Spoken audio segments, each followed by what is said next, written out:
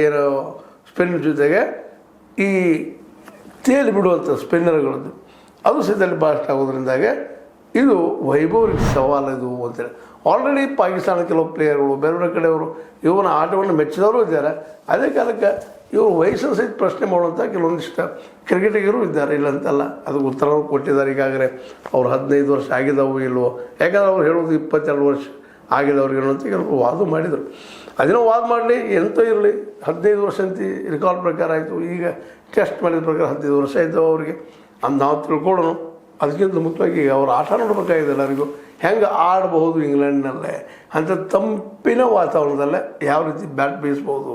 ಅದೇ ಕಾಲಕ್ಕೆ ಸ್ವಿಂಗ್ ಆಗುವಂಥ ಬಾಲ್ಗಳನ್ನ ಎದುರಿಸೋದಂತೆ ಭಾಳ ಕಷ್ಟ.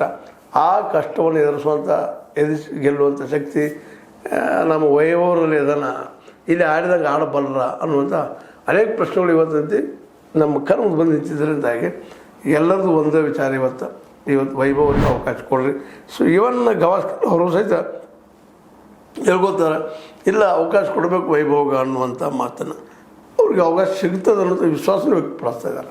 ಹೀಗಾಗಿ ಇವತ್ತಿನ ಈ ಮ್ಯಾಚದಲ್ಲೇ ಇಂಡಿಯಾಕ್ಕೆ ಒಂದು ಗೆಲುವು ಬಹಳ ಅವಶ್ಯಕ ನೀಡಿಯದ.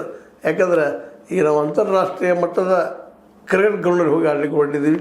ಅಲ್ಲಿ ನಾವು ಗೆಲ್ಲದೇ ಇದ್ದರೆ ಮಾತ್ರ ನಮ್ಮ ಆಟಗಾರರಿಗೆ ನೆಲೆ ಬೆಲೆ. ಇಲ್ಲಪ್ಪ ಅಂದ್ರೆ ಗೊತ್ತದ ಟಿಪ್ಪಣಿಗಳು ಯಾವ ರೀತಿ ಇರ್ತಾವೆ. ಅದರಲ್ಲೂ ಸಬ್ ಕಾಂಟಿನೆಂಟ್ ಅಂದರೆ ಭಾರತ ಮತ್ತು ಪಾಕಿಸ್ತಾನದಲ್ಲೇ ಶ್ರೀಲಂಕಾದಲ್ಲೂ ಸಹಿತ ಯಾವ ರೀತಿ ಆಯ್ತು ನಮ್ಮ ಆಟಗಾರನ ದೇವರನ್ನು ನೋಡ್ತಾ ಇದ್ದಾರೆ, ಅವ್ರನ್ನ ಭಕ್ತಿಯಿಂದ ಪೂಜೆ ಮಾಡ್ತಾ ಇದ್ದಾರೆ. ಅಲ್ಲಿ ಅವ್ರು ಸೋತಾಗ ಸಹಜವಾಗಿ ಅವ್ರಿಗೆ ಡೆವಿಲ್ ಆಗಿ ಕಾಣೋದು, ಮತ್ತೆ ಕಾಣೋದು ಸಹಜ ಏನೂ ಇಲ್ಲಿ ಎಲ್ಲ